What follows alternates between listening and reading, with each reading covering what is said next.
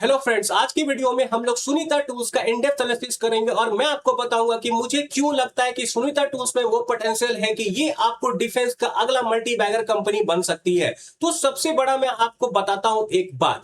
Company का आज के टाइम पे अगर आप रेवेन्यू देखोगे तो ये 30 करोड़ के आसपास का है सालाना रेवेन्यू, और कंपनी के पास ऑर्डर बुक है लगभग 600 करोड़ का। तो ये यहां से 20x बनता है। तो कंपनी का ऑर्डर बुक अपने रेवेन्यू का 20 गुना है, which is the biggest positive thing for this company. हम लोग निगेटिव के भी बारे में बात करेंगे, लेकिन अभी कंपनी का समझते हैं कि कंपनी करती क्या है। तो अगर सिंपल से सिंपल भाषा में समझा जाए तो कंपनी एक प्रिसीजन इंजीनियरिंग एंड मेटलर्जी की कंपनी है। मतलब आप समझ लो मेटल वगैरह पे ये लोग प्रिसीजन का काम करेंगे, बारीकी से काम करेंगे और कुछ प्रिसीजन कंपोनेंट वगैरह बनाएंगे। कंपनी के पास 36 इयर्स का एक्सपीरियंस है और इन्होंने मैसिव शिफ्ट किया है डिफेंस सेक्टर में, और डिफेंस सेक्टर में इनका फोकस एरिया 3 है, जिसमें सबसे बड़ा है forging MT 155 artillery shells NATO NATO standard का। उसके अलावा ये लोग naval ship retrofitting and modernisation का काम करेंगे। थर्ड है प्रिसीजन एरोस्पेस एंड कंपोनेंट। तो सबसे पहले मैं बताता हूं 155 आर्टिलरी सेल्स के बारे में। तो देखो ये कुछ ऐसा दिखता है। इसमें क्या किया जाएगा, एक्सप्लोसिव को फिल किया जाएगा और एनिमी के तरफ इसे आपको फायर किया जाता है यूजिंग हाउइट्जर्स। ठीक है, ये देखो यहाँ पे ये कुछ ऐसा दिखता है। तो अभी तो रशिया यूक्रेन में वार चल रहा है, उसमें इसका ठीक ठाक यूज हो रहा है, जहां पे आपको 155 जो है आर्टिलरी सेल्स का बहुत यूज हो रहा है। आज के टाइम पे कंपनी इसको एमटी बेचती है, लेकिन फ्यूचर में प्लान है कि एक्सप्लोसिव भर के बेचे। तो उससे क्या होगा, कंपनी का रेवेन्यू भी इंक्रीज होगा, मार्जिन भी इंक्रीज होगा। उसके अलावा naval ship retrofitting and modernisation, अगर आपने मेरा गार्डन शिप बिल्डर का वीडियो देखा होगा, श्री डेफिनेशन का देखा होगा, तो आपको ये पता होगा इंडिया में मैरीन डिफेंस में भी अच्छा खासा ग्रोथ है। लगभग 135 शिप से 210 शिप तक जाने वाला है इंडिया का आपको डिफेंस सेक्टर। उसके अलावा नॉन डिफेंस मैरीन में भी ठीक ठाक ग्रोथ है, और इंडिया का काफी फोकस है इंडियन गवर्नमेंट का कि आपको अपना शिपिंग सेक्टर अच्छा हो। Not only that, Indian government जो है इंडिया को दुनिया का शिप रिपेयरिंग हब बनाना चाहते हैं, तो उससे भी काफी फायदा हो सकती है इंडियन कंपनी को। उसके अलावा जो थर्ड सेक्टर है वो है आपको प्रिसीजन एरोस्पेस कंपोनेंट। एयरक्राफ्ट वगैरह का जो नोज होता है उसमें भी ये लोग आपको प्रिसीजन कंपोनेंट वगैरह बनाएंगे। तो कंपनी का आज के टाइम पे ट्रैक अच्छा दिख रहा है। बस हमें यही देखना पड़ेगा कि रिस्क कहां कहां है और रिस्क से कैसे डील कर रही है कंपनी, और बहुत सारी बातों में हम लोग डिस्कस करेंगे आज की वीडियो में। सबसे पहले समझते हैं कि कंपनी का मोड क्या है। तो कंपनी ने क्या किया है कि बहुत स्पीडली काम किया। वो क्या किया है कि कंपनी कोई बिल्डिंग को स्क्रैच से ना बनाते हुए इन्होंने एक्वायर कर लिया एक कंपनी का जिसका नाम है TS किसान एंड कंपनी, और उन्होंने एक वेटरन को ऑनबोर्ड कर लिया जिनका नाम है तरुण थापड़ जी। और तरुण थापड़ है, इनका जो आपको सेल्स बनाने का आपको एक्सपीरियंस है वो 1996 से, इसका मतलब 30 इयर्स के एक्सपीरियंस के साथ वो आ रहे हैं। इससे क्या हुआ, इनको इमीडिएटली मिल जाएगा एलिजिबिलिटी फॉर टेंडर पार्टिसिपेशन, और इनके पास ऑलरेडी मेटलर्जिकल पेडिग्री है, ये ऑलरेडी आपको प्रिसीजन काम करते थे। उसकी वजह से क्या हुआ, this provide the exact technical baseline needed for high tech defence manufacturing. तो इनको डायरेक्ट मिल गया एक तरह से इसमें एंट्री करने का सुविधा, क्योंकि ऑलरेडी ये बहुत मिलिट्री ग्रेड काम करते थे, ऑलरेडी बहुत एक्सपीरियंस है, ऑलरेडी बड़े बड़े नामों को इन्होंने आपको ऑनबोर्ड कर लिया है, तो इनको काफी फायदा हो गया इस चीज से। अब हम जाते हैं थोड़ा टेलविंड वगैरह देखते हैं कि ऐसा क्या है टेलविंड है आज के टाइम पे डिफेंस सेक्टर में जिससे फायदा है। एक्चुअली ये तो मैं आपको बहुत सारे वीडियो में बता चुका हूं, लेकिन थोड़ा इस कंपनी का स्पेसिफिक बता देता हूं। ठीक है, इन्होंने क्या वो किया हुआ है कि बहुत सारे कंट्रीज के साथ इन्होंने क्या किया है, आपको MOU वगैरह साइन कर लिया। MOU का मतलब होता है मोमेंडम ऑफ अंडरस्टैंडिंग, और ये कंफर्म्ड ऑर्डर नहीं होता है। बहुत लोग इसे कंफर्म्ड ऑर्डर समझ लेते हैं। तो MOU का समझ लो तो 20 से 25% ही ऑन एन एवरेज आपको कंफर्म्ड होता है।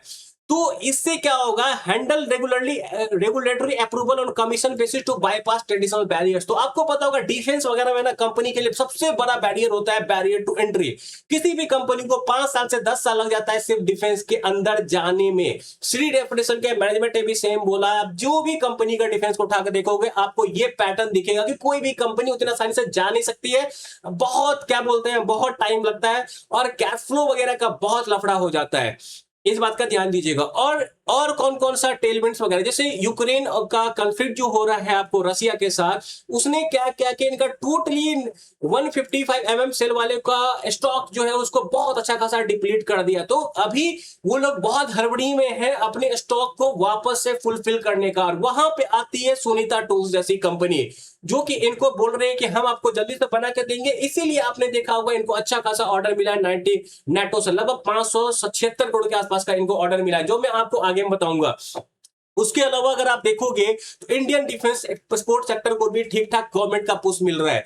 तो अपना डिफेंस कंपनी आज के टाइम पे, इंडियन डिफेंस कंपनी को मल्टीपल सेक्टर से पुश है। यूरोप से भी उनको फायदा होने वाला है, सस्ता माल प्रोवाइड करेंगी इंडियन गवर्नमेंट, इंडियन कंपनी वगैरह। और इंडियन गवर्नमेंट का अलग से पुश है प्राइवेट डिफेंस के लिए। तो कंपनीज जो आज के टाइम पे प्राइवेट डिफेंस में है उनको फायदा हो सकता है। बस हमें देखना पड़ेगा आगे जाके कि कौन सी कंपनी का बिजनेस नेचर किस टाइप का है और किस चीज से किसको फर्क पड़ता है, मैं आपको आगे डिटेल में बताऊंगा। अब हम लोग जाते हैं इनका लेगेसी बिजनेस के बारे में, देखते हैं। देखो इनका लेगेसी बिजनेस ना बहुत छोटा है, उतना बड़ा भी नहीं है, 30 करोड़ के आसपास का रेवेन्यू आता है और मैनेजमेंट का बोलना है कि 12 से 18% से ग्रो करेंगे। तो it is not the legacy business जो कि इनको इंटरेस्टिंग बनाएगी। इनको इंटरेस्टिंग बनाएगी इनके डिफेंस बिजनेस, जो कि हम आगे देखने वाले हैं। तो लेगेसी बिजनेस क्या होगा? The factories for factories. तो एक समझ लो कैपिटल गुड की कंपनी है, दूसरे किसी फैक्ट्री के लिए ये लोग ऐसा कंपोनेंट बनाएंगे जो वो लोग अपना कुछ बनाने के लिए यूज करेंगे। जैसे मोल्ड बेसेज हो गया, इसका क्या काम होता है? Massive steel blocks for plastic injection, ठीक है।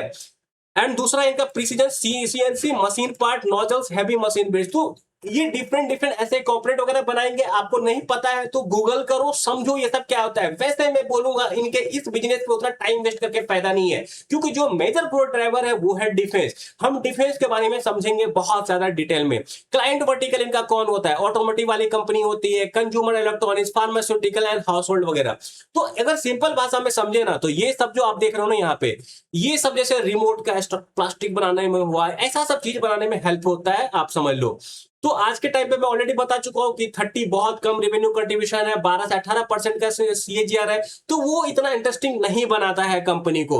अब मैं एक बहुत इंपॉर्टेंट बात आपसे डिस्कस करूंगा कि अगर आपने मेरा देखा होगा डिफेंस वाला वीडियो, तो मैंने आपको बताया कि 3 टायर में इंडियन डिफेंस कंपनी को आप बांट सकते हो, tyre 1, tyre 2, tyre 3। Tyre 1 company सीधा गवर्नमेंट से ऑर्डर लेती है, जैसे आपको हो गया भारत फोर्ज जैसी कंपनी, सोलर इंडस्ट्री जैसी कंपनी, देन आपको हो गया बीडीएल जैसी कंपनी, कोचिन शिपयार्ड जैसी कंपनी, बड़ी बड़ी कंपनी जो है आपको जो सीधा गवर्नमेंट से ऑर्डर लेती है। उसके बाद टायर 2 कंपनी होगा, जैसे अपोलो माइक्रो सिस्टम हो गया, आपको अस्ट्रा माइक्रोब हो गया, जो आपको एक पार्टिकुलर कंपोनेंट बनाएगी। फॉर एग्जांपल कोई कंपनी फाइटर जेट बना रही है, जैसे हिंदुस्तान एचईएल बना रही है आपको फाइटर जेट, तो क्या करेगी?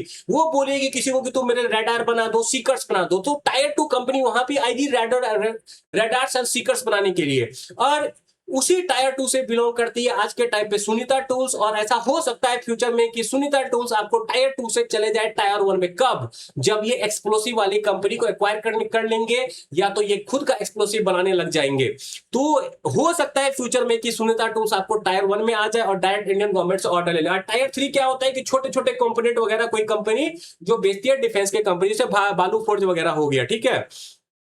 अब हम आगे जाते हैं और देखते हैं कि डिफेंस, ये जो है डिफेंस सेगमेंट, उसमें आर्मी आर्टिलरी में ये लोग क्या करेंगे। तो इन अब मैं आपको पहले बता चुका हूं, ये लोग 155 वाला आर्टिलरी सेल बनाएंगे, आज के टाइप एमटी बनाएंगे। और इसका हाई डिमांड है फॉर हाउइट्जर एमुनिशन ग्लोबली।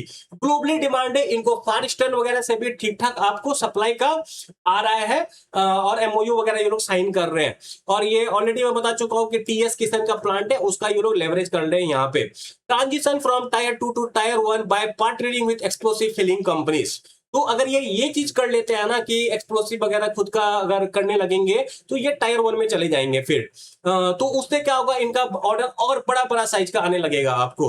और हम लोग इनका दूसरा ना नेवी और एयरफोर्स वाला सेगमेंट देखते हैं। तो नेवी में देखोगे तो इन्होंने क्या किया, एविशन ग्रुप करके कंपनी है जिसमें इन्होंने 51% एक्विजिशन कर लिया है। वहां पे ये लोग क्या करेंगे, retrofitting and weapon system installation. तो क्या होता है ना, आपको वारशिप्स वगैरह पे डिफरेंट डिफरेंट आपको सिस्टम इंस्टॉलेशन होता है, तो वहां पे ये लोग इंस्टॉलेशन का काम करेंगे। तो यहाँ पे उतना बड़ा ये जो बोलो कि इंस्टॉलेशन, ये सब उतना बड़ा चीज नहीं है। रेट्रोफिटिंग वाला चीज है ना, उसमें थोड़ा आपको मार्जिन वगैरह इनको अच्छा मिल सकता है। और यहाँ पे देखो, replacing major surveillance radars on active 6 INS Vikrant. INS Vikrant I think अपना एक एयरक्राफ्ट कैरियर है, ठीक है। एयरफोर्स एंड एरोस्पेस में ये लोग क्या करेंगे, सुनीता इंपीरियल करके एक कंपनी है एरोस्पेस के, एंड त्रिपाठी एरोटेक, जिसमें इनका 55% का स्टेक है, और आपको सुनीता इंपीरियल एरोस्पेस में 60% का एरोस्पेस है। यहाँ पे ये लोग क्या करेंगे, मिसाइल का नोजेस बनाएंगे, एयरक्राफ्ट कॉकपिट स्ट्रक्चर, तो ये सब स्ट्रक्चर वगैरह तैयार करेंगे, जो मैंने बोला ना कि नोजेस वगैरह बनाते हैं, तो यहाँ पे हो गया। और इनका कंपोनेंट यहाँ पे LMW एंड TBS हो गया। अब जाते हैं थोड़ा ऑर्डर बुक एनालिसिस करते हैं, तो ऑर्डर बुक अगर इनका देखोगे आप तो 596 करोड़ का है, जिसमें से 576 करोड़ जो है वो आपको सिर्फ आर्टिलरी सेगमेंट से आया हुआ है, जो आपको ये 155 वाला आर्टिलरी है। तो देखो कंपनी का ऑर्डर बुक अच्छा ग्रो हुआ है, लेकिन it is dominated by one segment, ये चीज ध्यान देना। मैं आपको थोड़ा बहुत इनका अपोलो माइक्रो सिस्टम से कंपैरिजन बताऊंगा, और बताऊंगा कि क्या प्रॉब्लम है सुनीता टूल्स जैसे बिजनेस में जो आपको अपोलो में नहीं है। नेवल सेगमेंट से इनको 20 करोड़ का ऑर्डर बुक मिला है, और इन्होंने जो इनका एविशन ग्रुप है, इनको जो इनका जो एक्विजिशन किया है, तो उससे ये ऑर्डर अब इनके पास आ गया है। तो क्या होता है ना कि देखो अगर यहाँ पे जैसे 60% ऑफ इनका यहाँ पे स्टेक है सुनीता इंपीरियल में, तो 60% ऑफ प्रॉफिट का ये मालिकाना हक रखेंगे, लेकिन रेवेन्यू पूरा का पूरा दिखाएंगे अपने जब रिजल्ट यहाँ पे घोषित करेंगे ये लोग, ठीक है। तो की परफॉर्मेंस इंडिकेटर क्या है इनका करंट ऑर्डर बुक में, तो significant shift from legacy industrial tooling to defence led revenue, order book provides strong visibility for next 24 से 36 मंथ तक।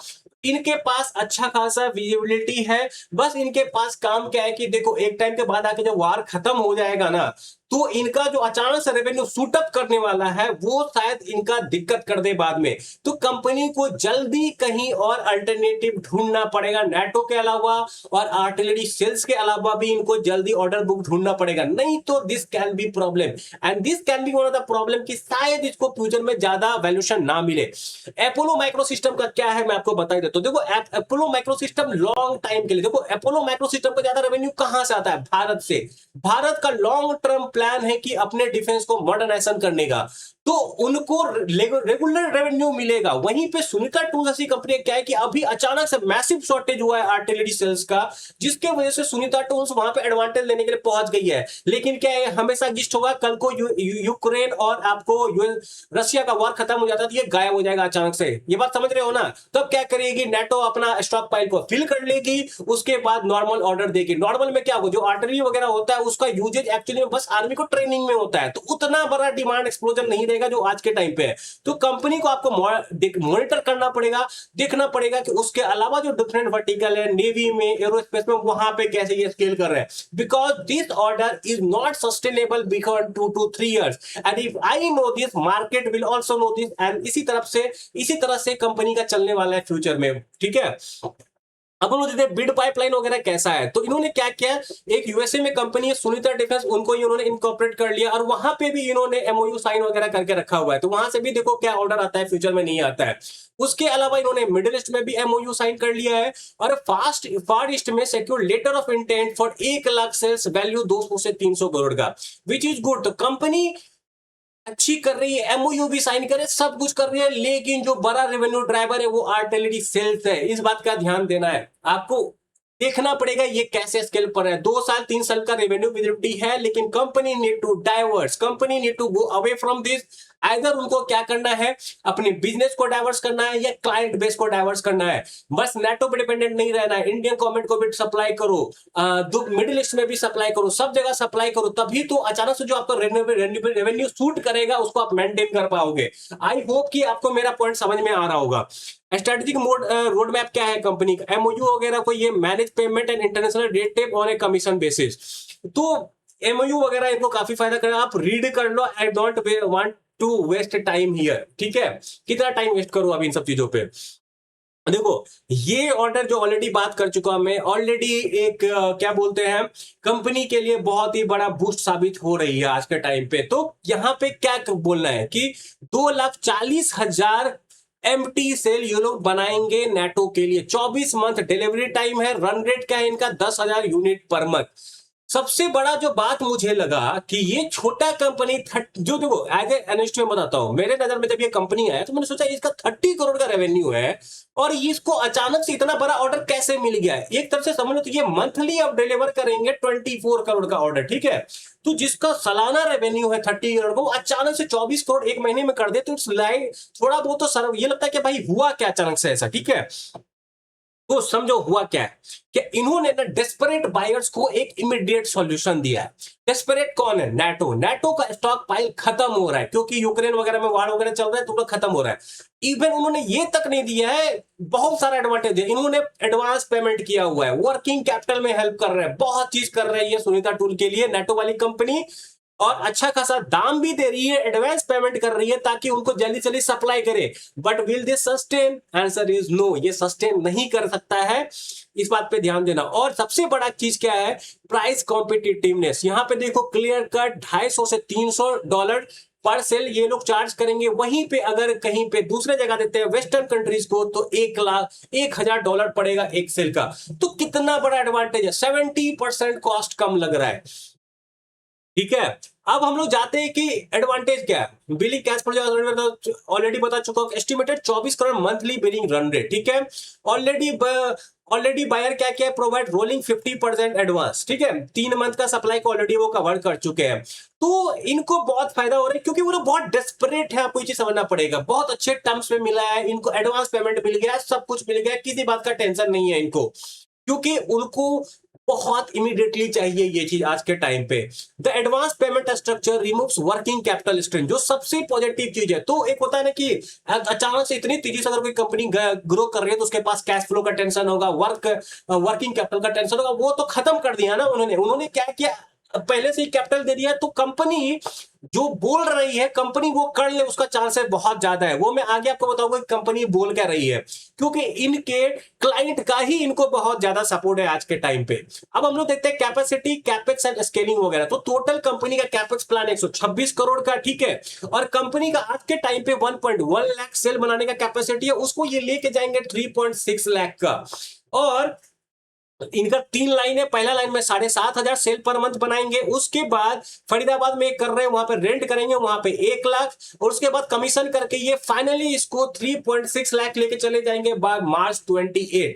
तो कंपनी में ग्रोथ तो बढ़िया है, बस वही है कि एक प्रोडक्ट डिपेंडेंट है, एक जगह डिपेंडेंट है। Either you diversify your product और either you diversify your client, तभी आपको ये सस्टेनेंस मिलेगा। देखो कंपनी उसको फंड कैसे कर रही है, एडवांस फ्रॉम सेल्स बायर को, ये सबसे यहाँ कोड है, इंटरनल एक्रूवल वगैरह से फंड कर रही है इस कैपेक्स को। Promoter support the Pandey family, जो इनके प्रोमोटर है ना पांडे फैमिली, रुको मैं दिखा देता हूँ इनके प्रोमोटर कौन है। एक इनका आप ये देख लेना, ये दोनों है, ये दोनों इनके प्रोमोटर है, ठीक है। थोड़ा इनका जाकर पीपीटी पढ़ लेना, वैसे पीपीटी से ज्यादा ही मैं अपने आपको स्लाइड में कवर कर दिया हूं। तो इन्होंने क्या किया, कैपिटल इन्फ्यूज किया है कंपनी में। रसल bypass slow bank finance to expedite the Faridabad facility setup, और इन्होंने क्या किया, लोन दिया है कंपनी को। ये इनका फ्यूचर गाइडेंस है जो कि मुझे काफी अट्रैक्टिव लगता है। मैं अपना कैलकुलेशन वगैरह करके आपको दिखाऊंगा, तो मैं बताऊंगा आपको कि कितने CAGR से कंपनी ग्रो कर सकती है। जो ये बोल रहे हैं वो ये डिलीवर कर दे तो, और ये भी बताऊंगा कि डिलीवर करने का चांसेस है कि नहीं है। देखो future prospect and scaling strategy, तो अचीवेबिलिटी एनालिसिस, क्या कंपनी ये जो टारगेट दे रही है उसको अचीव कर सकती है।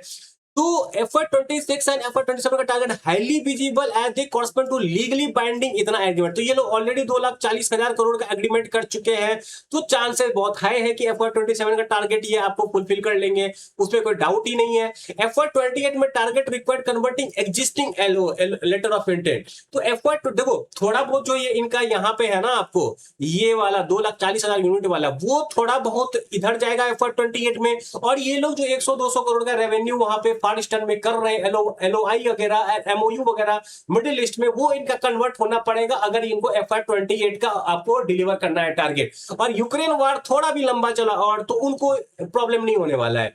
और इनका जो मार्जिन वाला कैटलिस्ट है वो क्या है, जब इनको आपको मार्जिन में ये क्या बोल रहे हैं कि हम 34% तक जाएंगे, वो कब होगा, जब इनका आपको एक्सप्लोसिव फिलिंग पार्टनर मिल जाता है, moving from component supplier to full munition provider, ठीक है। ये बहुत इंपॉर्टेंट है। और जो अब हम लोग देखते हैं रिस्क वगैरह, ऐसी कंपनी के साथ रिस्क बहुत बड़ा है। जैसे मैंने आपको ऑलरेडी बताया, अपोलो माइक्रो सिस्टम का लॉन्ग टाइम का प्रोजेक्ट है। इनका क्या है कि एक प्रोडक्ट डिपेंडेंट है, अचानक से कमी हो गया तो दौड़ रहे हैं क्लाइंट अपने, इनके टर्म्स पे सब कुछ दे रहे हैं, तुम पैसा भी लो, तुम सब कुछ लो, हमको बना के दो बस। पर ऐसा हमेशा नहीं होगा, एक बार वार खत्म हो जाएगा, उनका स्टॉक पाइल भर जाएगा, ऐसा नहीं रहने वाला। तो ये सबसे बड़ा रिस्क है इसके टाइम पे, इस कंपनी के पास आज के टाइम पे। तो क्या होगा, जब ये खत्म हो जाएगा वार, तो हो सकता है इनका प्राइसिंग पावर कम पड़ जाए। ठीक है, प्राइसिंग पावर कम पड़ जाएगा, डिमांड कम पड़ जाएगा, क्योंकि क्या होगा ना, अगर वार में ये खत्म नहीं हो रहा तो बढ़ तो मिलिट्री ट्रेनिंग पे ही होगा। और जो ये कैपेक्स कर रहे हैं 3.6 लाख यूनिट का, अगर ऐसा कुछ होता है तो इनको कैपेक्स बंद करना पड़ेगा, क्योंकि फैक्ट्री को चालू रखने में भी तो पैसा लगता है ना। आपको स्टाफ चाहिए, सब कुछ चाहिए, सफाई चाहिए फैक्ट्री को चालू रखने के लिए। तो इनको हो सकता है कि 3.6 लाख वाले को रिथिंक करना पड़े, और लो यूटिलाइजेशन रेट वगैरह से आरओसी वगैरह कम आएगा। ठीक है, इस बात पे ध्यान दीजिएगा। Structural and government tyre 2 school in shrinking market, tyre 1 giant इतना वुड लाइकली इनसोर्स प्रोडक्ट्स। देखो क्या होगा ना कि दूसरा क्या रिस्क है कि अगर मैसिव डिमांड नहीं रहा ना, तो बड़ा प्रोडक्शन जाएगा टायर 1 कंपनी को, और टायर 2 कंपनी के लिए लगभग 5 से 10% ही मार्केट बचेगा। मान लो ऑर्डिनरी सेल्स का रिक्वायरमेंट है आपको 100 मिलियन का, जस्ट हाइपोथेटिकल एग्जांपल दे रहा हूं, तो जो बड़ा चंक है इसमें से वो जाएगा बड़े प्लेयर्स को, जैसे भारत फोर्ज वगैरह हो गया, और जो 5 से 10% बचता है वो जाएगा आपको सुनीता टूल्स जैसी कंपनी में से। यहाँ पे बहुत सारी कंपनी को जो कंपीट करेगी, तो वो डिमांड का फैक्टर पे कंपनी को काम करना पड़ेगा, इनको थोड़ा डाइवर्सिफाई करना पड़ेगा। और एक जो चीज है कि नवंबर 25 को प्रोमोटर सतीश एंड संजय पांडे ने सोल्ड 5% ऑफ इक्विटी, लेकिन ये मुझे उतना बड़ा रेड फ्लैग नहीं लगता। देखो इक्विटी तो ये लोग सेल करेंगे अपने रिक्वायरमेंट के हिसाब से ना भाई। यहाँ पे देखो क्या हुआ है, नवंबर में इन्होंने बेचा है, लेकिन खरीदा है एक रितु बपना करके कोई इन्वेस्टर, इन्होंने खरीदा। आप इनके बारे में सर्च करना, मैंने सर्च किया था, मुझे पता है। I want you to search about they who is see. ठीक है, एक बार सर्च करो, सिंपल समझ लो तो किसी कंपनी के वो है। ठीक है, आप सर्च करो, I want you to know, खुद से सर्च करके पता करो कि ये कौन है एक्चुअली में। फिर अनिल यादव जी भी है, डिफरेंट डिफरेंट यहाँ पे आपको बड़े बड़े इन्वेस्टर देखेंगे।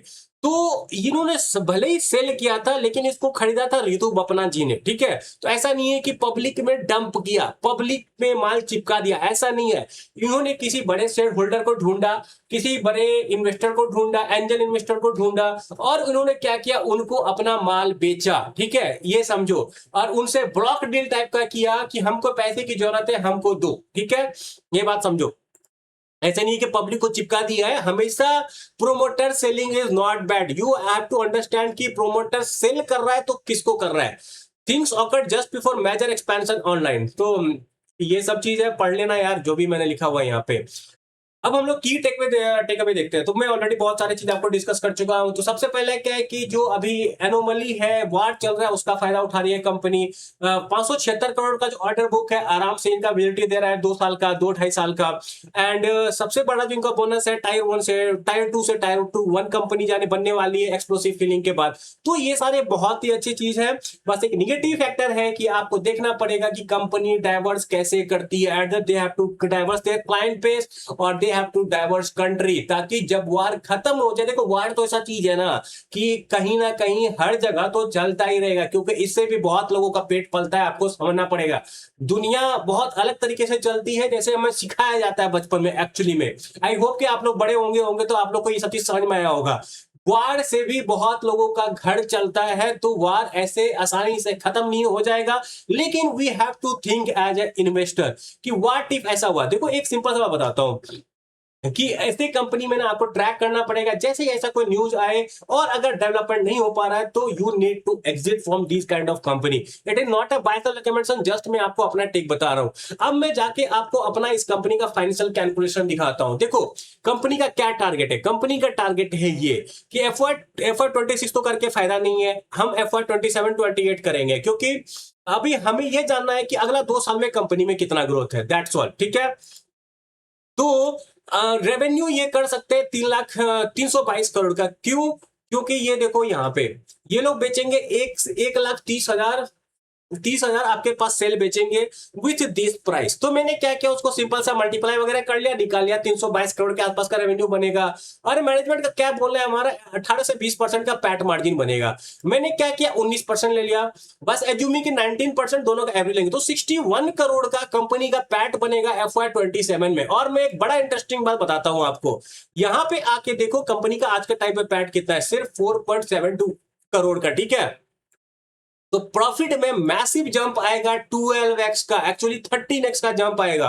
और ये CAGR बनता है 1200%। पेग रेशियो कंपनी का है, फॉरवर्ड पे इज 0.1 ओनली, फॉरवर्ड पे है 8.88। अगर कंपनी का शेयर प्राइस FY27 तक मूव नहीं करता है यहां से, तो और कंपनी जो बोले डिलीवर कर दी, तो this company will available at a P ratio of 8। तो अगर कंपनी डिलीवर कर देती है तो there is very less likelihood की कंपनी आपको इस पी पे मिले, एटलीस्ट मान लो 30 के पी पे भी मिलती है, तो यहां से 3.5 से 4 गुना होने का पोटेंशियल है कंपनी पे।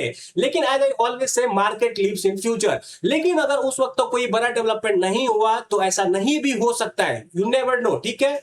दूसरा सिनेरियो क्या है कि FY28 में ये लोग डिलीवर करेंगे आपको 2,10,000 सेल कैपेसिटी को, ऑलरेडी रैंप अप कर चुके हैं विद प्राइस ऑफ $300।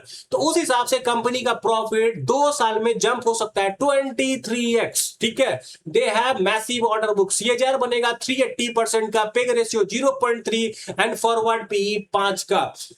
तो मेरा क्या बोलना है, अगर कंपनी का तब तक ऑर्डर बुक स्केल करता गया, डिफरेंट डिफरेंट कंट्री तक डाइवर्सिफाई किए, नेवी वाला ग्रो किया, एरोस्पेस वाला भी थोड़ा बहुत ग्रो किया, तो this company will not command a P of 50। Suppose लो 30 का पी भी उस वक्त कमांड करेगी ये कंपनी, जो कि डिफेंस के थोड़ा रेयर है। तो company can 5x 6x from year. तो company has in depth potential, अच्छा खासा पोटेंशियल है, इस बात का ध्यान देना। ऑप्टिमिस्टिक केस क्या है कि FY29 में कंपनी का प्लान है कि हम लोग 3,60,000 के आसपास करेंगे capacity. Let me recheck once, ठीक है। 3,60,000 ही बोला था ना इन्होंने, जस्ट मिनट। हाँ, 3,60,000 करेंगे। मैंने 3,60,000 नहीं है, मैंने लिया कि बस ये FY29 में 3 लाख सेल डिलीवर कर दे, तो उस हिसाब से कंपनी का प्रॉफिट बाय FY29 30x हो सकता है, एज्यूमिंग ओनली 19% मार्जिन। कम मैनेजमेंट बोल रही है कि 18 से 20% मार्जिन हम कर सकते हैं। तो कंपनी का पेग रेशियो बनेगा 0.55, फॉरवर्ड पी 3.85। लेकिन सबसे अच्छा CAGR है मुझे FY27 में। अगर कंपनी जो बोले वो डिलीवर कर दे, तो अगले 1 साल में ही 2-3x हो सकती है यहां से आराम से। It is just my mathematical calculation, I can be wrong management. मुझे ये टारगेट को बहुत लाइकलीहुड लगता है देने में, लेकिन ऐसे बिजनेस को आपको ये देखना पड़ेगा, ऐसे बिजनेस को ऐसे रिवार्ड नहीं किया जाएगा, मोस्टली तब रिवार्ड किया जाएगा जब उनको कोई नया ऑर्डर मिलेगा, कोई नया अच्छा डेवलपमेंट होगा।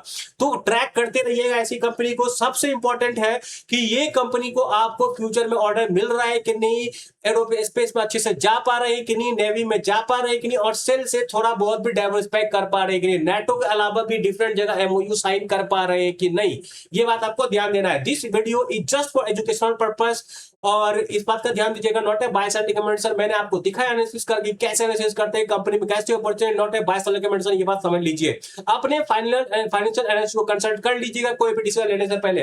That's all, I hope you like it, and अगर आपको अच्छा लगा तो please like, share, subscribe and bye and thank you.